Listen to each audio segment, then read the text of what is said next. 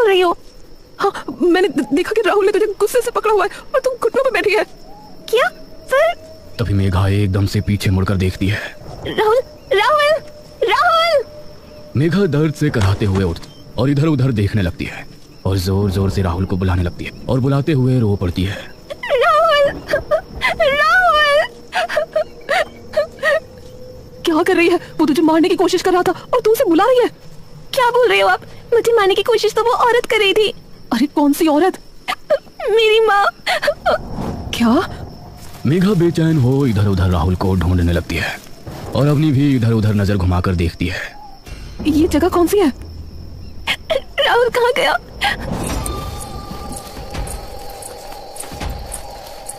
क्या हुआ भान? ऐसे काहे बैठी तू धरा पे? अवनी एकदम से मुड़कर उसे देखती है। आप कौन? मैं तो झुमली हूँ, पर भान आप कौन? तभी मेघा झुमली के पास दौड़ी आती है। सुनो, क्या तुमने एक लड़के को देखा यहाँ? वो उसने काले रंग की टी शर्ट पहनी है। अरे अरे भान, रो कायरी, रो ना। तभी मेघा झुमली के पास आती है। मेघा संभाल। बताओ ना, आपने देखा क्या कोई लड़का यहाँ? लड़का? कोई आपका पालतू चिनावर था क्या? पालतू? क्या कह रही हो आप? लड़का, लड़का? शायद इनकी भाषा में कुछ और कहते होंगे। पुरुष? पुरुष? यो क्या होया भला? अरे एक लड़का जिसके बाल छोटे छोटे थे, जिसकी दाढ़ी थी। दाढ़ी? भान मेरे कुछ पल्ले ना पड़ रहा। हमारे घर चलो तुम दोनों, हमारी माई को बताना, शायद वो सहायता कर दे थारी। अवनी और मेघा एक दूसरे की ओर देखते हैं। ठीक है, चलो मेरी गल। झुमली सामने मंदिर की ओर देखती है और हाथ जोड़कर अपना सिर मंदिर के सामने झुका लेती है। मेघा और अवनी खड़े खड़े चुपचाप निरंतर उसे देखते रहते हैं। झुमली अपनी नजर उनकी ओर मोड़ती है और उसकी आंखों में जाने कैसी खींच झलक जाती है। मेरी कैन किस लिए लखा रही हो? बुरमा के हाथ जोड़ो ना। झुमली का अचानक ये स्वभाव देख अवनी और मेघा थोड़ा सहम जाते हैं। बुरमा कौन? झुमली अब एकदम से मानो बेचैन हो उठती है। साथ आओ हमारे, जल्दी। अवनी और मेघा बिना कुछ पूछे उसके पीछे पीछे चल देती हैं। रास्ते में मेघा और अवनी सभी के घरों को देखने लगती हैं। गांव के सभी घर पत्थर के बने होते हैं। झुमली एक पत्थर के घर के सामने आकर रुकती है और अपनी लकड़ी की चप्पलें उतारकर अंदर घुस जाती है। आओ। मेघा और अवनी अपने जूते और जूतियां बाहर रेशम के पायदान में उतार देती हैं और अंदर जाती हैं। माई, ओ माई! अरे क्या होया इतना? झुमली की माँ की नजर बाहर आते ही सबसे पहले मेघा और अवनी पर पड़ती है। वो उन्हें सर से पांव तक कुछ अजीब निगाहों से देखती है और फिर झुमली को देखती है। ये दोनों भान? झुमली अपनी माँ की तरफ तेजी से जाती है और उनके कान को अपने हाथों से ढककर कुछ फुसफुसाने लगती है। झुमली की बात सुनते ही मानो माँ काली का क्रोध उसकी आंखों में एकदम से उतर आता है। बुर माना पता तुम्हें कौन है? मेघा और अवनी चमेली का ये रूप देख डर जाती हैं। देखिए, हम यहाँ से नहीं हैं, हम कहीं और से हैं, तो हमें यहाँ की चीजें नहीं पता। चमेली एकदम से उन पर मानो बिजली बनकर गरज पड़ती है। चीज चीज लगे तुझे बुरमा? माई है हमारी, माई है हम रौंदरियों की, माई है पूरे गर्भांधर की। अवनी और मेघा की सांसें मानो उनके हलक में जा अटकती हैं और वो एकदम से पीछे हटकर दीवार से टकरा जाती हैं। देखिए, हम यहाँ कभी कदम भी नहीं रखेंगे।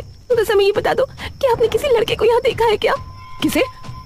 एक लड़के को, काले कपड़े पहने हैं, छोटे बाल हैं उसके और दाढ़ी है। छोटे बाल? छोटे बाल तो पूरे गांव में किसी लुगाई के ना है, और ये दाढ़ी क्या हुआ है? अरे अजी, मतलब चेहरे पे जो बाल होते हैं। चेहरे पे बाल? अरे कैसे भांग खा रखी है के? चेहरे पे बाल किसके होंगे? मेघा तो बिलख कर जमीन पर गिर जाती है और जोर जोर से रोने लगती है। अवनी उसे पकड़कर उसकी पीठ सहलाने लगती है।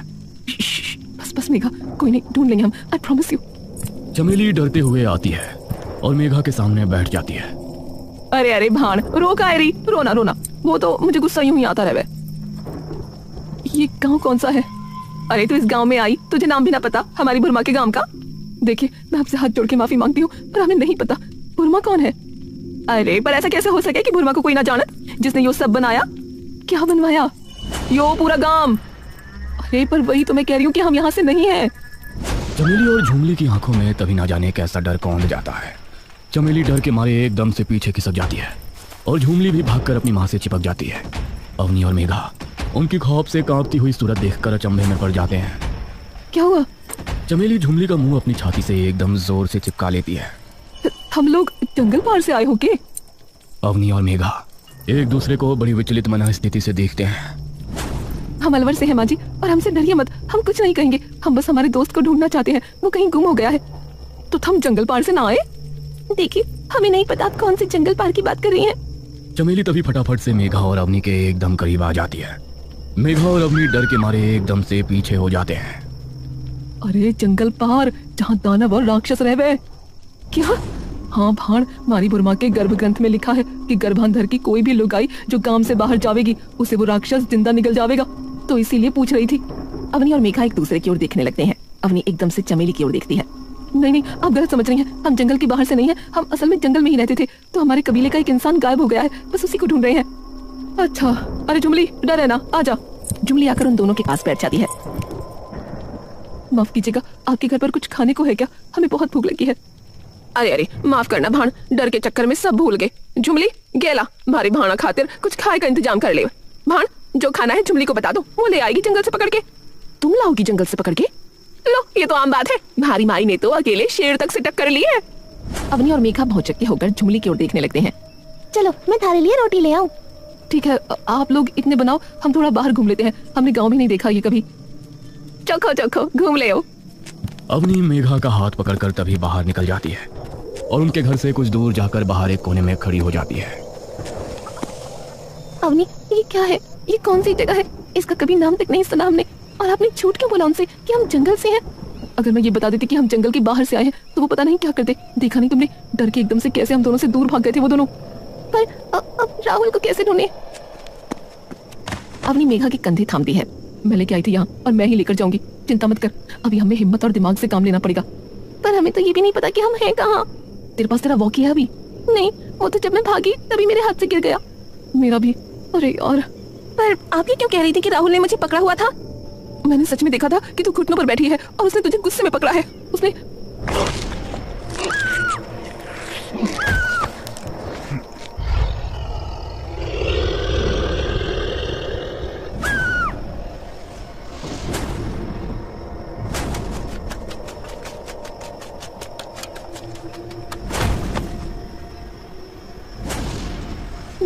मैं देखी अपनी माँ की गोद में बैठी। आपको तो पता ही है ना अवनी कि मेरी माँ ने। अवनी स्तब्ध होकर उसे चुपचाप देखती रहती है। ऐसा लगा मानो मेरा पूरा बचपन आंखों के आगे आकर खड़ा हो गया हो। उस औरत का प्यार से बुलाना बिल्कुल वैसा ही जैसे माँ बुलाती थी। वो मेरे कंघी से बाल बना रही थी। पता नहीं फिर से किस बात पर गुस्सा आ गया और वो एकदम से मेरे पीछे भाग ली कंघा लेके। और मुझे बिल्कुल वही दिखा जो मेरा सबसे बड़ा डर है।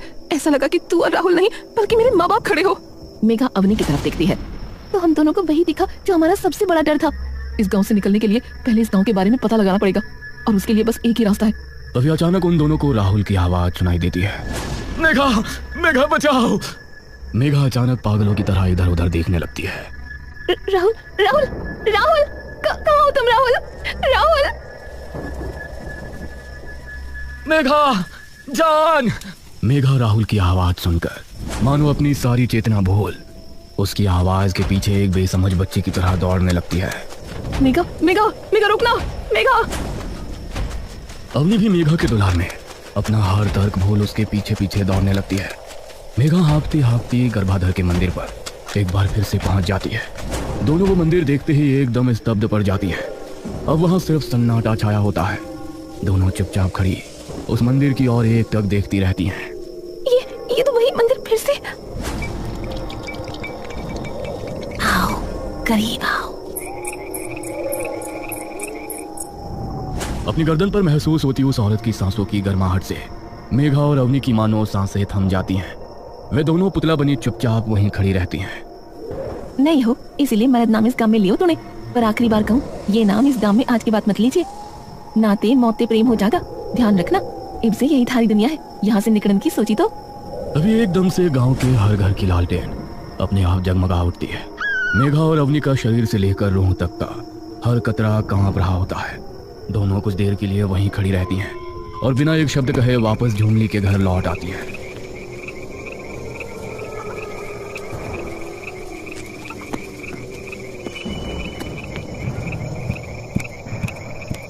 अरे आगे चलो बैठ के रोटी खा लो आप। उस आवाज ने मानो उनके शरीर के हर अंग को अपनी ध्वनि में जकड़ लिया हो। मेघा और अवनी चुपचाप खाना खाने लगी। अवनी अपनी सारी हिम्मत जोड़कर एक गहरी सांस लेती है। माफ कीजिएगा, हमने कभी नहीं सुना था भूरमा के बारे में, तो आप हमें थोड़ा बता सकती हैं उनके बारे में, ताकि हमें यहाँ रहने में थोड़ी आसानी हो जाए, क्योंकि यहाँ के लोग शायद उन्हें बहुत मानते हैं। चमेली और झुमली मुस्कुराने लगती हैं। बिल्कुल बताऊंगी, क्यों ना बताऊंगी भला।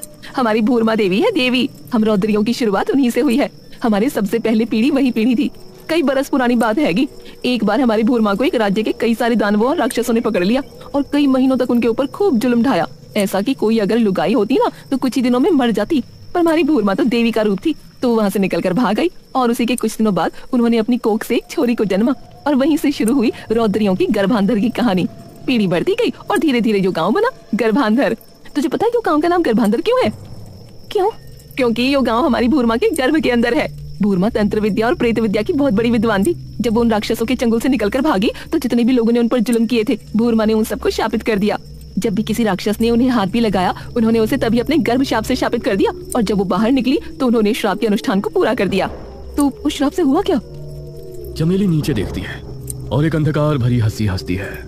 राज्य के हर राक्षस ने उन पर जुल्म ढाए, तो जब भूरमा ने अपना गर्भ शाप का अनुष्ठान पूरा किया उन सबके जीवित शरीर वहीं भस्म हो गए और उनकी आत्मा को भूरमा ने अपने अनंत काल चक्र में कैद कर लिया और उनका पूरा साम्राज्य एक अकेली हमारी भूरमा ने माटी में मिला दिया।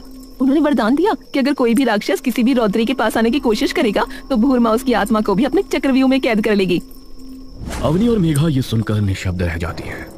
आपकी भूरमा का नाम क्या था? कालभक्षिणी। ये नाम सुनते ही मेघा और अवनी के पांव तले की जमीन मानो कांप उठती है। चलो अब सो जाओ, कल थाने हमारे गांव का सबसे बड़ा रिवाज दिखाऊंगी। कैसा रिवाज? गर्भांतरी रिवाज। ये क्या होता है? अरे बच्चा, कोख में जन्ने के लिए भूरमा का जाप करना होता है। फिर भूरमा के वरदान से वो लुगाई अपनी कोख में बालक जनती है। क्या? ये सुनते ही मेघा और अवनी एकदम से अचंभे में पड़ जाती हैं। अभी तुम सो जाओ, कल देखना ये रिवाज। खाने का एक निवाला भी उनके गले से उतारना उन्हें ऐसा लग रहा था मानो वे अंगारे निकल रहे हो। थोड़ी देर बाद खाना खाके दोनों नीचे बिछे बिस्तरों पर लेट जाती हैं। ये चल क्या है? कालभक्षिणी, ये तो वही नाम है ना जो उस पत्थर की साउंड फ्रीक्वेंसी में आपको सुनाई दिया था। हाँ, ऐसा गांव जहाँ इतनी ताकतवर औरतें रहती हैं कि बचपन में शेर का शिकार कर लेती हैं और बिना किसी आदमी के प्रेग्नेंट भी हो रही हैं, सिर्फ किसी रिवाज से। उन्हें तो ये तक नहीं पता कि मर्द क्या होते हैं। इतना रहस्यमयी गांव और किसी को पूरी दुनिया में इसकी भनक तक नहीं है। दोनों चुपचाप इसी असमंजस में कुल्हाती रहती हैं। दोनों को अभी तक यकीन नहीं होता कि वे आज सुबह तक कहाँ थी और अब कहाँ है।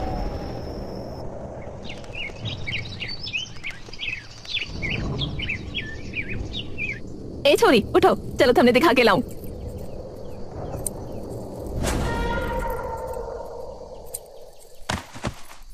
अवनी और मेघा उठकर मुंह हाथ धोने जाती हैं। अरे रुको, जे लो, जो मारे वाले लत्ते पहनो, फिर कृपा होगी थार पे भूरमा की।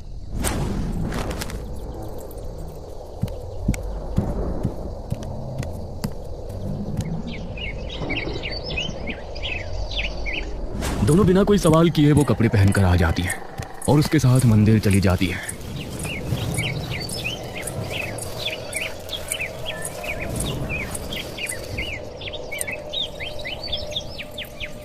यहाँ सिर्फ लड़कियां हैं? मतलब सिर्फ औरतें, मतलब लुगाइयां ही हैं, इनके अलावा कोई और नहीं? और कोई के? कब जानवरों को अपने साथ ले आए? कमाल की बात करे रे छोरी, तू चल अंदर। इस गांव में सिर्फ औरतें ही रहती हैं, कोई मर्द नहीं। क्या? हाँ, कल तूने सुना ना, इन्हें पता भी नहीं कि मर्द होते कौन है। और अभी देख, सिर्फ लड़कियां प्रेग्नेंट तो ये तंत्र मंत्र से हो रही हैं, शेर तक का शिकार भी कर लेती हैं। फिर मर्दों का काम ही क्या है? मेघा चिंतन भरी निगाहों से अवनी की ओर देखती है। कहीं राहुल को कालभक्षिणी ने तो नहीं? अवनी एकदम से उसके मुंह पर हाथ रख देती है। अगर उसने सुन लिया तो गड़बड़ हो जाएगी। पर राहुल का क्या? ढूंढ लेंगे, पर अभी शांति से काम लेना होगा। मेघा और अवनी अंदर चली जाती हैं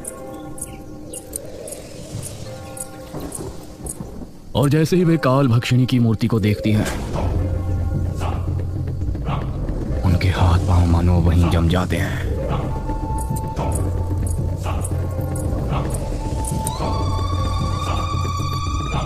भाड़ो, आज हमारी भाण पारो पेट से होने जा रही है, तो अपने अपने कड़े खड़खड़ाओ और स्वागत करो भाण पारो का गर्भांतरी रिवाज ताई।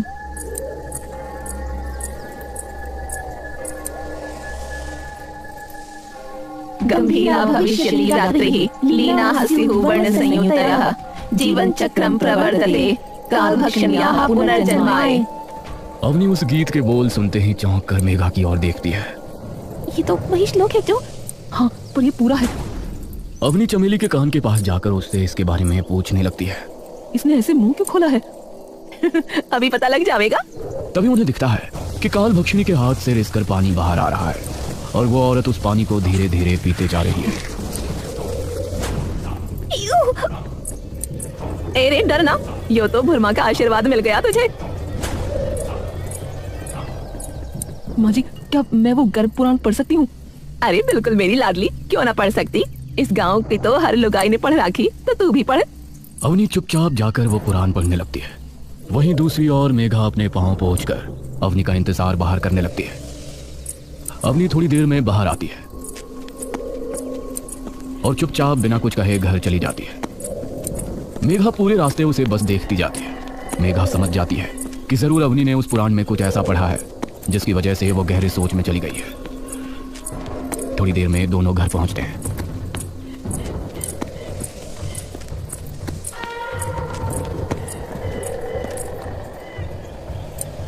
चलो छोरियो, मैं थारे लिए कुछ खाने का बना दूं। तुम बैठ के बतला लो इतने।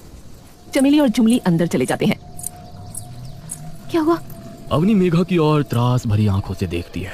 मुझे ये पता लग गया कि राहुल कहाँ हो सकता है और हम यहाँ से कैसे बाहर निकलेंगे।